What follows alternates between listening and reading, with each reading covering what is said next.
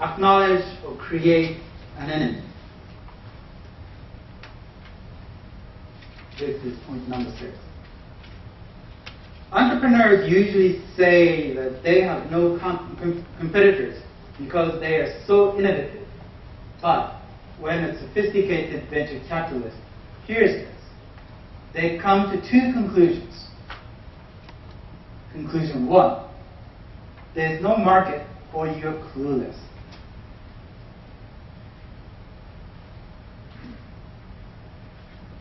People want to see an enemy because they validate the marketplace.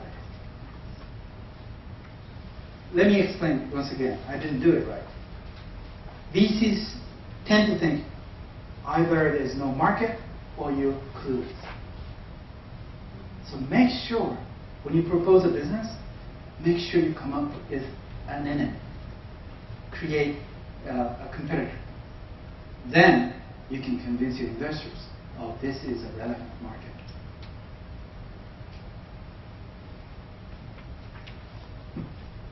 Another thing, identifying a competitor is one thing, but this is just halfway through.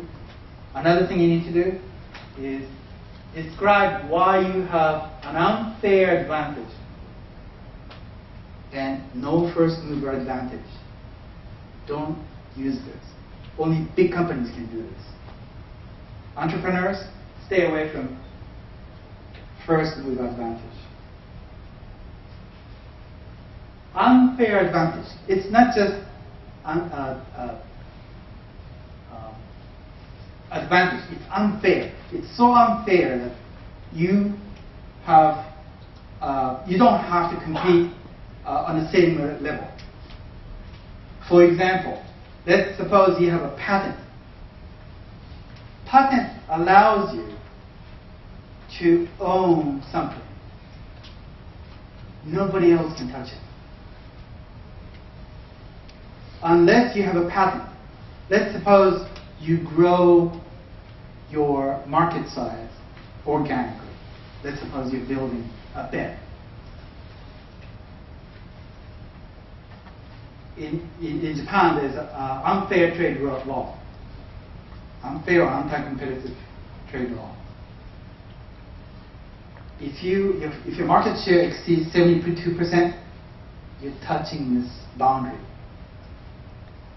But if you have a patent, you can own the marketplace 100%.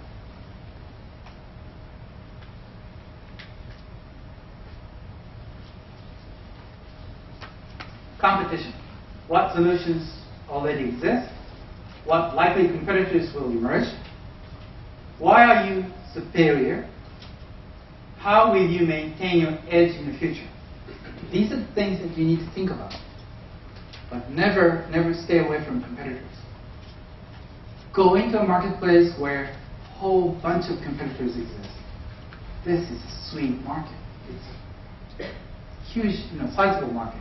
But you must have a strategy to overcome these competitors. And these are the points you need to think about. Common mistakes include not able to recognize any competitors by stating first one in the market. I used to do that in my business plan. No wonder VCs didn't want to invest in my business. Not able to fully describe competitors' position. I now know fully well who the competitors are in my business. Not demonstrating plans for future competitive position. Hiding competitors. These are big no-nos.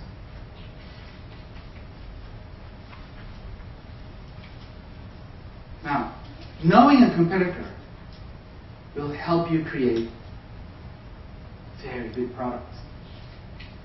For example, anti-cola. How many of you don't like Coca-Cola? Okay. There are about 5 to 10% of the population who just don't like Coca-Cola.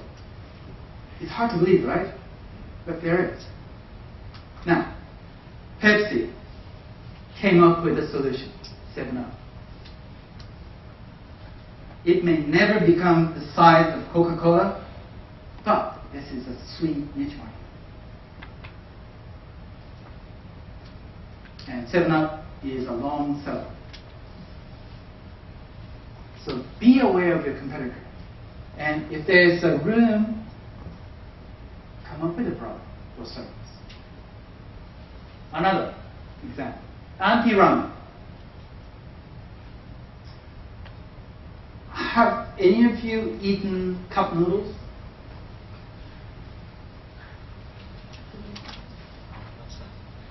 It's been in the marketplace for over 30, maybe 40 years. Every year, if you watch TV, there are new types of cup noodles. Supposedly better tasting cup noodles. But their shelf lives are usually less than 6 months. They just can't win. Now, cup noodles were developed when another kind of ramen, the one that you use pot and water and boil for 3 minutes. The market was saturated then. And Nissin came up with this cup noodle. And there were similar products called chicken ramen. He just put it in a styrofoam cup and put some vegetables, dried vegetables, and they became a cup noodle. Once it was established as a new segment of the market, people recognize the taste. I recognize the taste. In fact, I don't think this is tasty, but I like it. If I don't eat it for a while, I miss it. It's that strange relationship. Nowadays, many new manufacturers, food companies, come up with better tasting soba or ramen, whatnot. But they're not competing against cup noodles. They're competing against real soba or ramen. That's why they can never win. And this was a first mover advantage. Nissin was one of the largest companies in the market back then, and it still is. That's why they were able to use first mover advantage. But the technique they used in inventing a new product, you can always use them.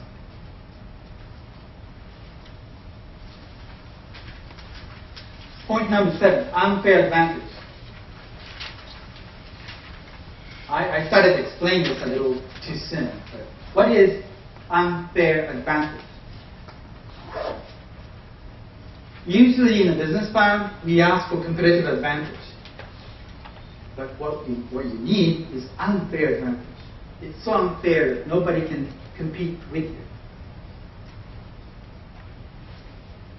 Patent, branding, industry standards, unique design, long outstanding relationship, becoming a part of family. Let's suppose you have a business and you know competitors are coming. What are you going to do?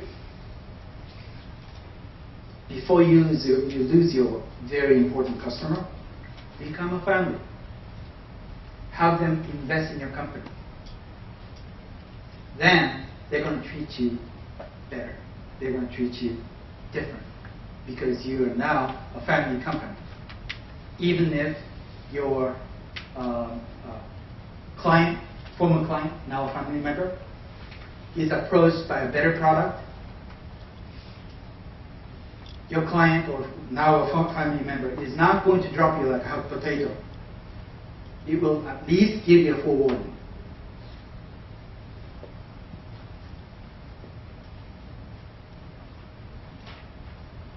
Core competence and unfair advantage. By having a strong core competence, your product services succeed even without having a persuasive sales force. One example is this manufacturer, Paramount Bed. Paramount Bed started to manufacture beds for the hospitals since 1950s, early 50s. It now owns over 70% of the market in Japan.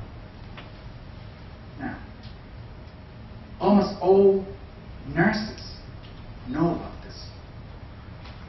Why?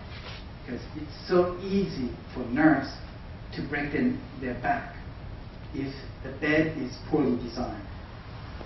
But Paramount bed is apparently very nurse-friendly when carrying a patient. And it's the nurse who recommends to the hospital, please buy this bed, otherwise I'm going to quit your hospital. So it's knowing what your customers want. And who the customer is? Purchasing party is one customer, but the driving party, who drives the purchasing party to buy, is also a customer. So you need to understand the mechanism of your market. It may be that people who have the money may not make a decision for you, but it's someone else who makes the decision for you.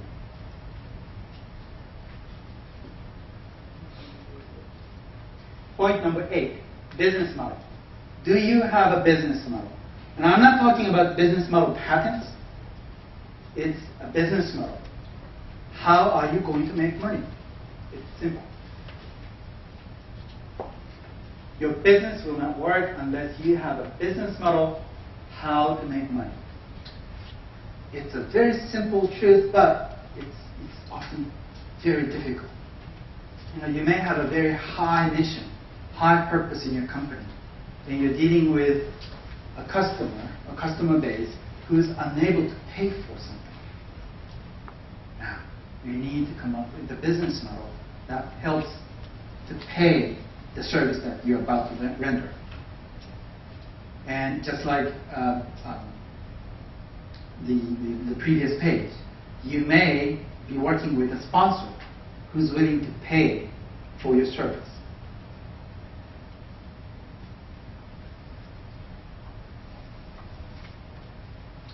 In building a business model, 3 key questions. How do you make money? Where will you get your money from? Who will collect the money? Business model, it's always easy to sell something to profit center than cost center. Profit center is someone who's making money for the company. Cost center is, let's say, R&D center of the company. That work itself is not making any money. It's the sales department that's making money for the company. So if you're coming up with a service or product, it's so much easier to sell it to sales department. To R&D or corporate libraries, it's usually strained by a budget, annual budget. And even if you have a brilliant product, you may have to wait for next year before you find a customer.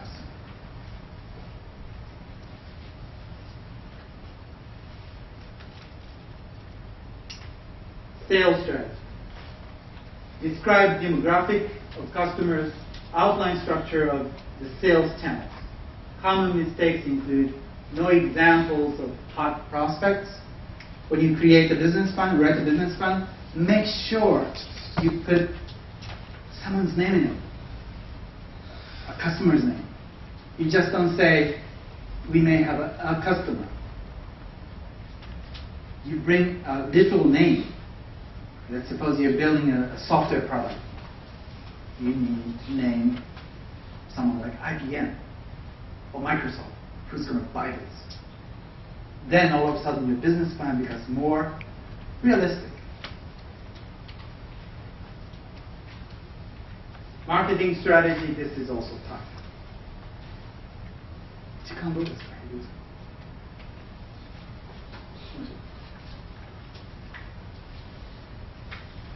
In writing a business plan, this is probably the most difficult place. And it takes outside or teamwork. Someone who's familiar with market and sales. Don't try to develop a business plan all by yourself. Make sure you bring in your friends.